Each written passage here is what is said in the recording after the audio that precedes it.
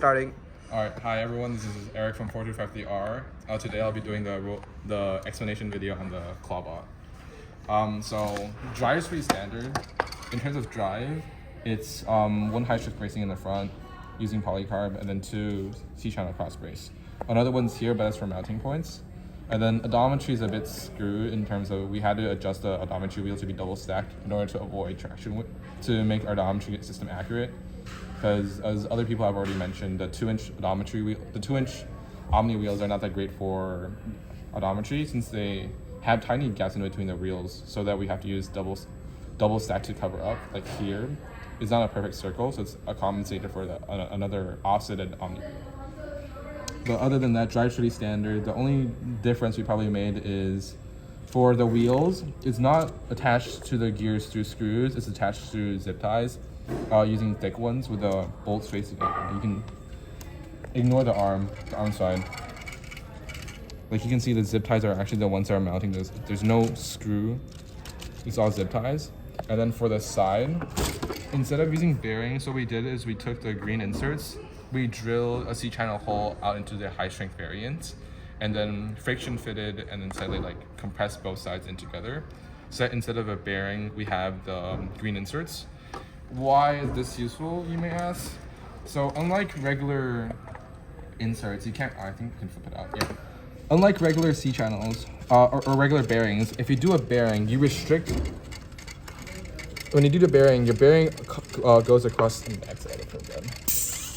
the bearing goes across 3 different holes. So what it does is it restricts this hole and then this hole for mounting. But with the circular attachment, you're able to free up both sides of the holes to have more flexible mounting positions for robot. The only downside to this is it does permanently damage your C-channels, so keep that in mind, preferably on the final iteration of a robot. We did this because we realized we were not going to make another robot or another drivetrain, since we're seniors with busy schedules. Oh, and this is actually polycarbonate using spray paint. So what I did here was, with normal polycarbonate, if you scratch it off, it peels off really easily.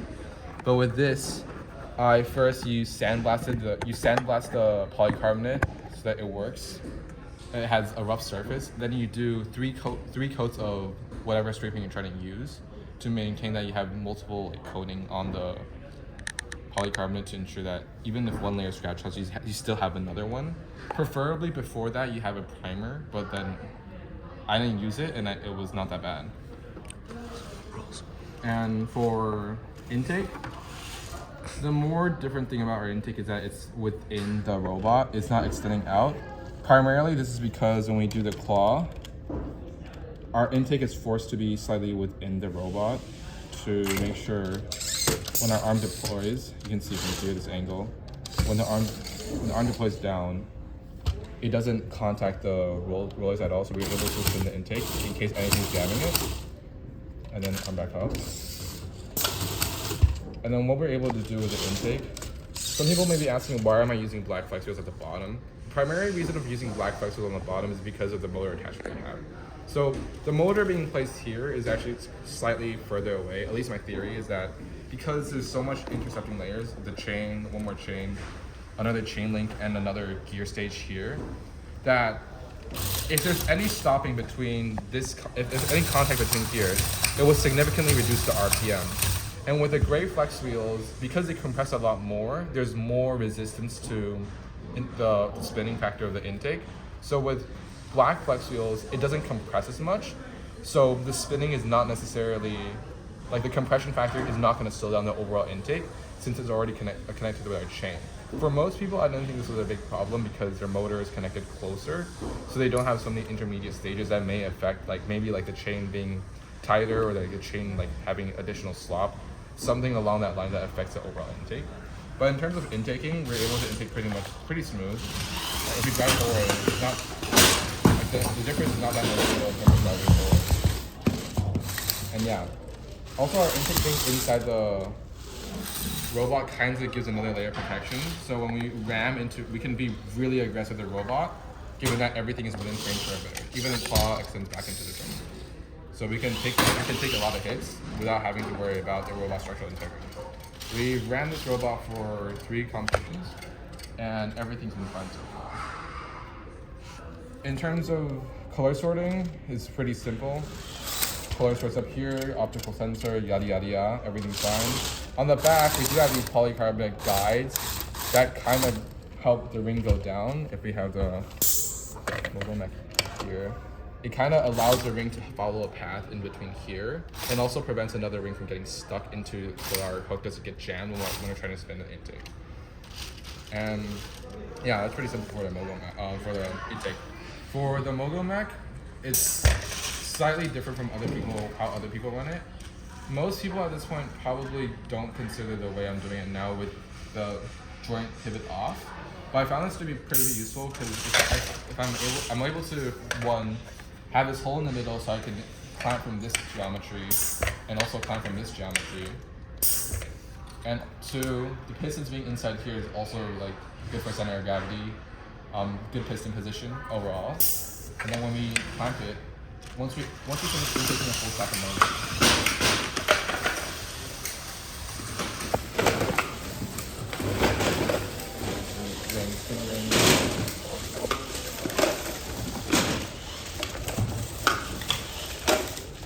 When we come back, when we try to deposit off the corner, what we're able to do is we're able to release it, drive back, go back in, have our piston deploy as soon as we contact the thing, and then drive into it and then tip the goal.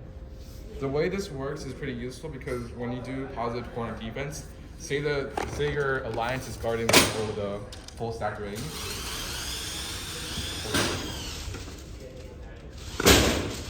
Give me a second. The idea is that when your alliance is coming to, when you're coming back, when your alliance is guarding the goal, you're able to tip. You're able to come back, tip the goal, and then play defense using the tip goal and ramming it into your alliance like this. This way, it's virtually impossible to one, tip the goal in the positive corner, and also steal any of these two goals. And you're also not double possessing, so you don't need to worry about that at all. And I think with the way people have been doing it, like for example Ace, they do it by spinning their robot aggressively, tipping their robot, and clamping their Mogo. I still find it more effective to do this method with clamping and unclamping, going back and forth.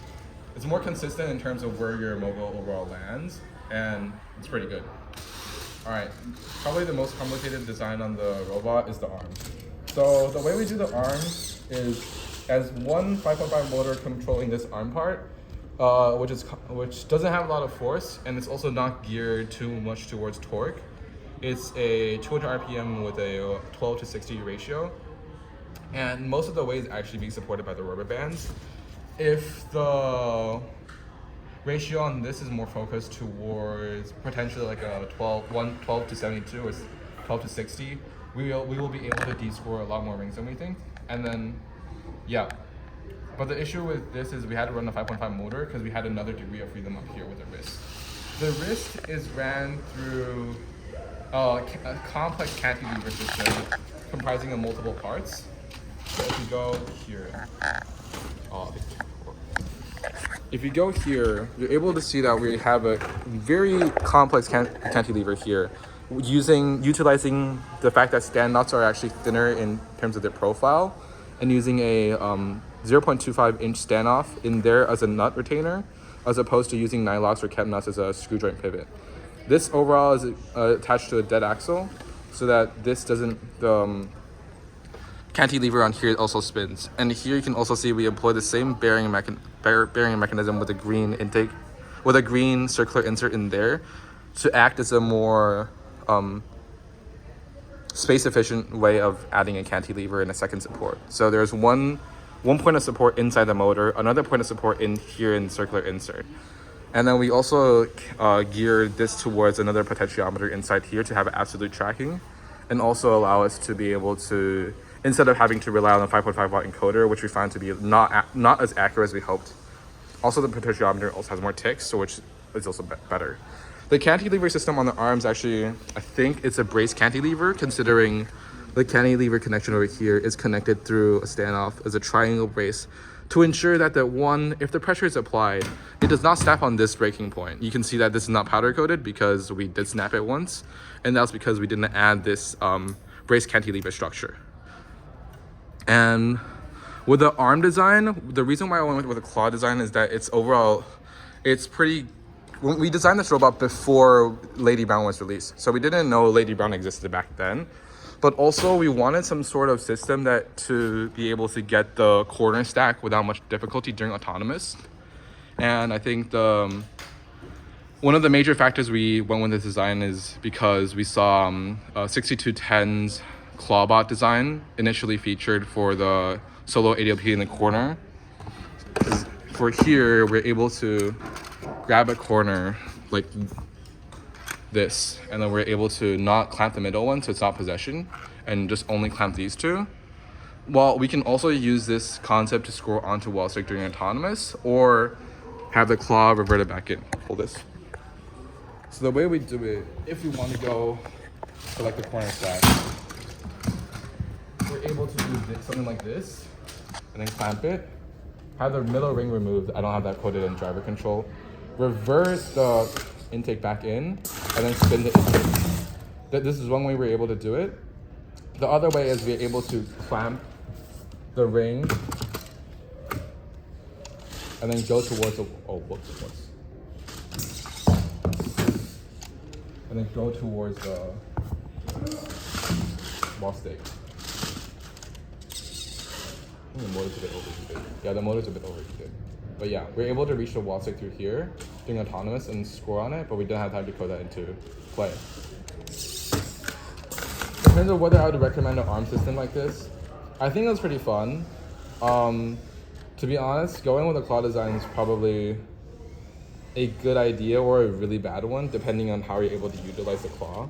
Like now, thinking back on it, if a Lady Brown mechanism was there when I decided to make this bot, some changes probably be made to factor in the fact that Lady Brown is probably faster at cycle speed. But then the benefits of this robot is that we're able to have a controlled grasp on the ring. Yeah, it's definitely overheated. This is because with most Lady Brown mechanisms in China specifically, and also some in American matches, what people do now is they raise their arm up high and then are thus able to play defense like this and then knock people's rings out of their claw. With an active compression mechanism like we had with our claw design, we're able to, when someone knocks into our robot, we're able to both retain the ring, given that it's already compressed using pistons. And it's not that hard to do ground pickup since we have a distance sensor that detects whether we need to clamp the ring or not through distance. Yeah, which makes driving pretty much a no-brainer. And then we just score on the wall stick like this. Ideally, it's more up. Motor's burnt out. We go in, and then wrist goes down. And let's do another one. I am not the driver, so my driving is really bad. And it doesn't help the motors up either. In terms of alignment mechanism, so there's not really an alignment mech for the arm. It's just that the fact that the arm is already so far out, then makes, given that the arm is so far out and there's so much slack into the system, we're able to approach it from the angles and then have the robot automatically align itself. Can you not overheat? It can align itself and go down. So we don't need to necessarily approach it head on like most Lady Browns do, in order to avoid if a robot pushes us from the side, we're still able to turn around and get it, even though we don't really have a alignment mechanism, which is primarily compensating for a good driver or just a lot of driver practice.